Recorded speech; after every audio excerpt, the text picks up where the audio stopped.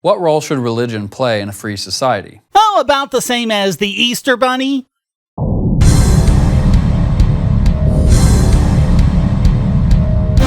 More and more people today would answer, none.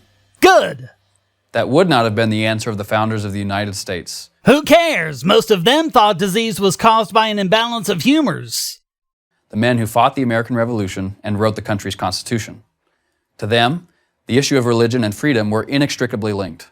You couldn't have freedom without religion. Let's go ahead right off the bat and show how stupid this claim is. Yes, some of the founders were deeply religious, like John Adams, who was a Unitarian. But Jefferson was a deist, which is basically what an agnostic called himself if he didn't want to be burned alive. Roger Sherman, the only man to have signed the Continental Association, the Declaration of Independence, the Articles of Confederation, and the Constitution, was a Quaker. Thomas Paine was an atheist. George Washington was a Freemason. Ben Franklin was a member of the Hellfire Club. Haym Solomon, the guy responsible for bankrolling pretty much the entire revolution, was a Jew. Many prominent Muslims fought for the revolution, including Bampet Muhammad of the Virginia Line and Peter Salim, who killed Major Pitcairn at Bunker Hill. Anyone who tells you that the founders wanted America to be a Christian nation not only doesn't understand history, they don't understand the beauty and the grandeur of the First Amendment. In fact, the political philosophy of the founders necessitated a divine foundation. Thomas Jefferson makes this clear in the Declaration of Independence when he writes that all men are endowed by their Creator with certain unalienable rights. That's not a statement of religion, moron. It's a rejection of divine right of kings. Jefferson made it clear in his other writings that he believed that our rights came simply from nature. I guess quote mining was inevitable, but did you have to do it just 30 seconds in? That might be some kind of record.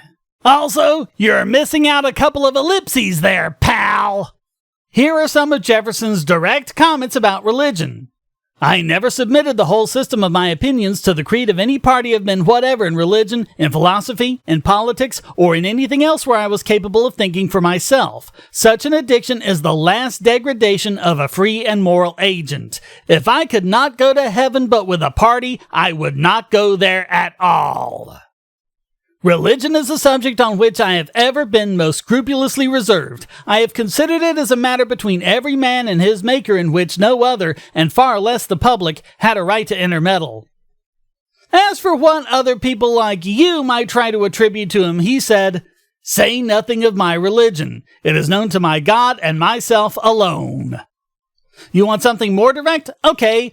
Christianity neither is nor ever was a part of the common law. By the way, here's what Jefferson pointed out about Washington's religion. When the clergy addressed General Washington on his departure from the government, it was observed in their consultation that he had never on any occasion said a word to the public which showed a belief in the Christian religion, and they thought they should so pen their address as to force him at length to declare publicly whether he was a Christian or not. They did so. He answered every article of their address particularly except that which he passed over without notice. But government isn't enough for a free society.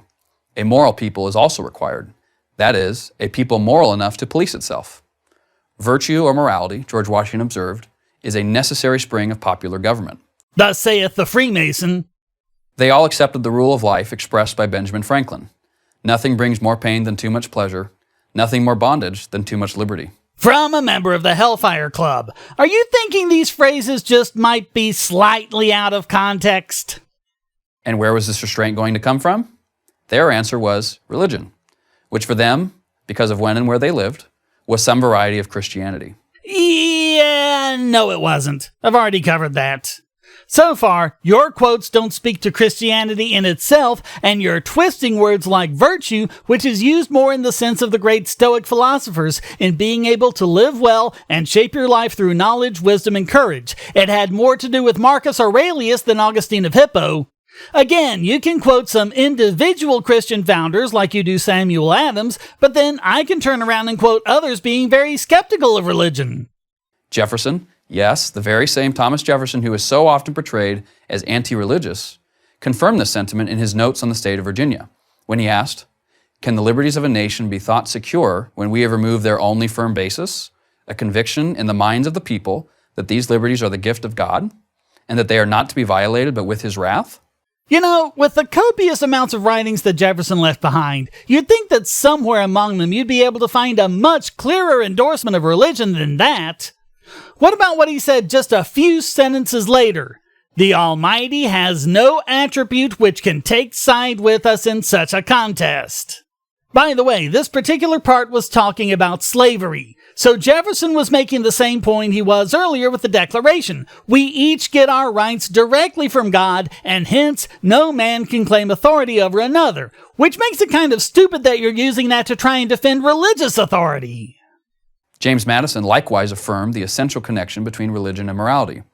The belief in a God all-powerful, wise, and good is essential to the moral order of the world and to the happiness of man. Well, at least they put in the ellipses this time.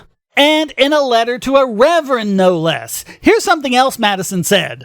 Religious bondage shackles and debilitates the mind and unfits it for every noble enterprise. And another one.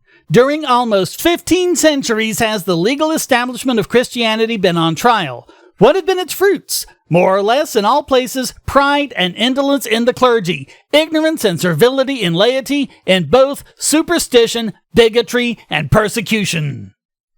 What about this one? The religion then of every man must be left to the conviction and conscience of every man, and it is the right of every man to exercise it as these may dictate. Or, religion itself may become a motive to persecution and oppression. These observations are verified by the histories of every country, ancient and modern. John Adams believed that the doctrine of a supreme, intelligent, wise, almighty sovereign of the universe, a doctrine he credited to Judaism, was the great essential principle of all morality and consequently of all civilization. And he applied this thinking specifically to the new nation he helped to create. Our Constitution, he said, was made only for a moral and religious people. It is wholly inadequate to the government of any other. He also signed into law a treaty which said, the government of the United States is not in any sense founded on the Christian religion. In his farewell address, George Washington chastised those who would claim to be patriots and yet undermine the influence of religion. Not even gonna bother with the quote since I've already covered his viewpoint. I'll just mention something else he said. America is open to receive not only the opulent and respectable stranger, but the oppressed and persecuted of all nations and religions, whom we shall welcome to a participation of all our rights and privileges. They feared a secular society, one without religion. So should we. No, we should fear liars like you who would try and pull us back 2 centuries before the founding of this country, certainly ignoring everything we've learned since then. Hey, thanks for watching. Please hit like and subscribe and keep these videos coming by donating, becoming a subscriber and getting special benefits, or even for free with airtime. And check out all the great content here, like this video selected just for you.